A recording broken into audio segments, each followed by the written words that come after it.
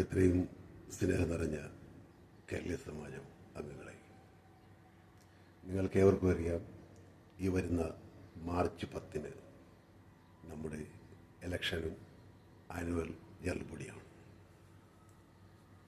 ഈ ഇലക്ഷനിൽ മത്സരിക്കുന്ന പ്രസിഡന്റ് സ്ഥാനാർത്ഥിയായി ശ്രീ രാധാകൃഷ്ണൻ നായരും വൈസ് പ്രസിഡന്റ് സ്ഥാനാർത്ഥിയായി ശ്രീ സോമമധുവും ഉൾപ്പെടുന്ന 11 പേരടങ്ങുന്ന പാനലാണ് സമാജപക്ഷത്തിൻ്റേത്. ഈ 11 പേരെയും നിങ്ങളുടെ വിലയേറിയ വോട്ടുകൾ നൽകി വൻപിച്ച ഭൂരിപക്ഷത്തോടെ വിജയിപ്പിക്കണമെന്ന് വളരെ വിനീതനായി ഞാൻ അഭ്യർത്ഥിക്കുകയാണ്.